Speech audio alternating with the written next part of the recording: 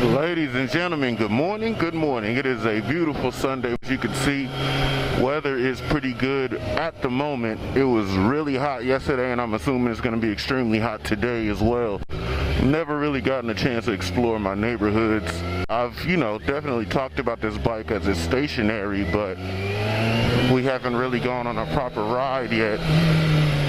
So I'm actually really enjoying this bike.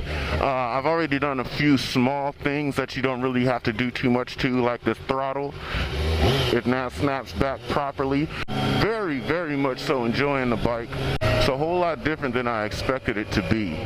As I was saying in the last vlog, I thought it was going to be all clunky and weird and old, but it's really not. It's just so much more modern than I thought it would be. I'm thoroughly impressed. Now the ride is soft, and that's for these puny little forks and shocks and everything. But for the most part, this bike is extremely good. Now it's really narrow, and being a narrow bike, it's maneuverable as well, but these tires being super thin too, that adds to that maneuverability. I have been commuting on the bike all week, and it's been fairly pleasant. I've actually been taking the long way home.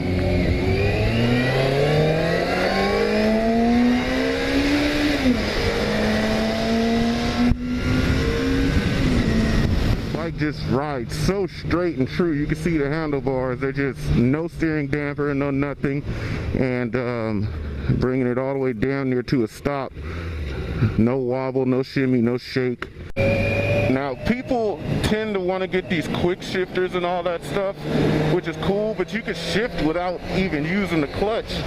Just not, I'm not even using my hand on the clutch side. You can always shift these bikes without using the clutch, and you can even downshift too if you'd like. It's still no big deal. You just have to throw a rev with it. Of course, the clutch makes it a lot smoother of an application, but that's whatever. I know I've been really scarce on the posts and the vlogs and everything, but I've just been really, really busy. I like having an analog dash instead of a digital dash. I don't know how true it is though. We'll check that out here in a second. I'll bring up my GPS speedometer and we'll see what's going on with that. So I was thinking with these motorcycles in this time period right here, this time period is actually pretty cool, a lot cooler than I expected it to be. So now I'm wondering, should I collect all of the big four? And they're all fairly affordable if I can find them in this condition, and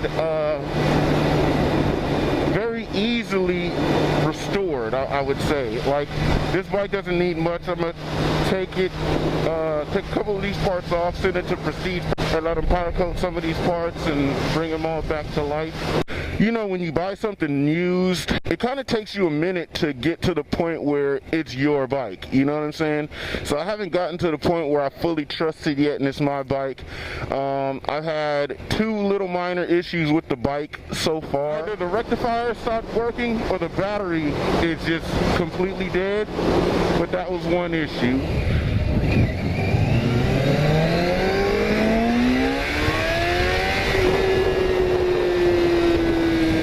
Man, this thing feels good, man. It's nice and healthy. Man, that thing feels good. Things that I'm trying to figure out, because I'm going to do a bulk of modifying all at once, and it's not fully modifications, it's just like retrofitting and improving upon the design that was factory. With using like OEM replacement parts. Like the forks are going to be an OEM replacement. The FZR 1000, I believe RX-8, I believe from 91 to 94, the FZR 1000 inverted forks, and using a triple tree from that. I'm only going to have to change the races, the little bearing packs at the top and the bottom, and that should be a direct replacement. From what I've been reading, right before I do it, I'm going to make sure I confirm everything that I thought I was reading, and go from there. But I mean, as I make the purchases and if things don't go as planned or as I think I read, then, you know, just a few slight modifications, pressing out the center stem of the triple tree into the new one, things like that. That's what I'll end up doing. My cousin was making fun of me saying I got chicken strips on the tires. I don't have one on this left side, but on my right side is pretty big. I haven't had any right-hand turns that I've been able to hit up, so let me just see how this thing feels even getting a little low.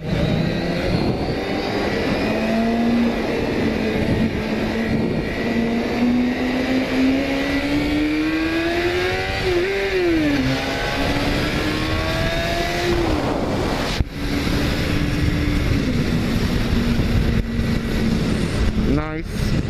Misshifted. That's embarrassing. So funny shit, right? The bike is real silent. It sounds real, you know, smooth and docile or whatnot.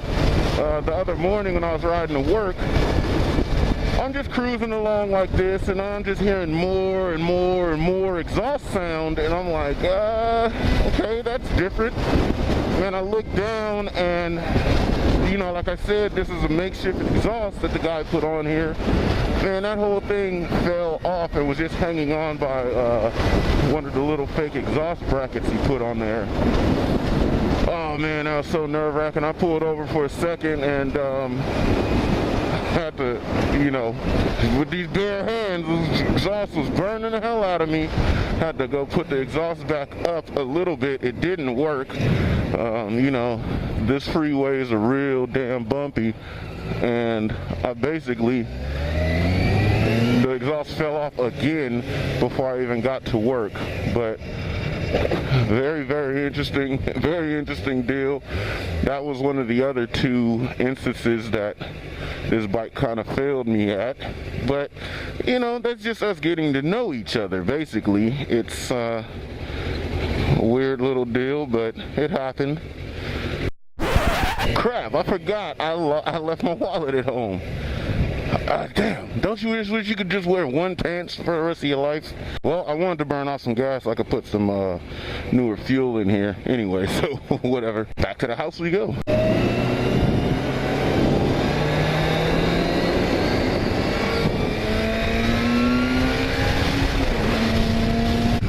Breeze feels hella good when you got your jacket open. Man, it feels good on a hot day.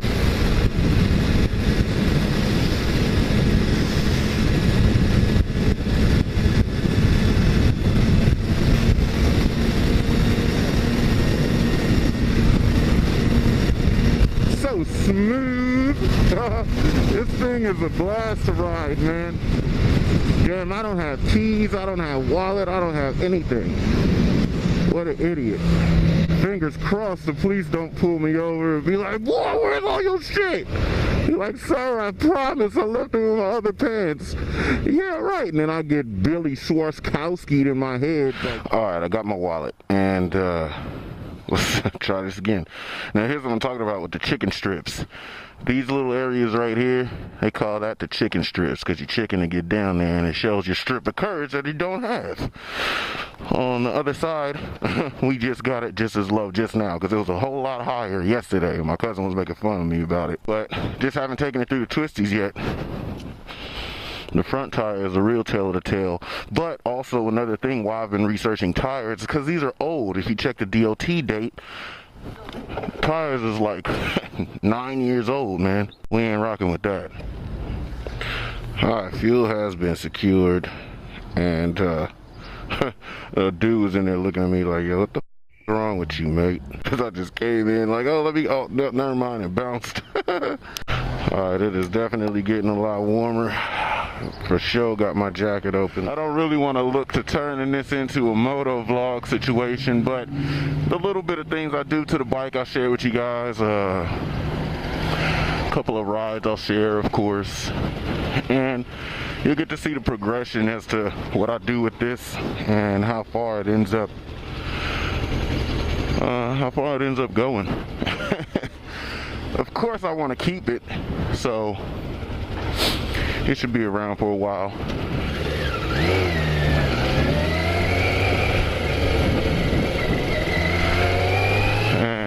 Definitely gonna do some valve adjusting and all of those things just to make sure it's at tip-top condition.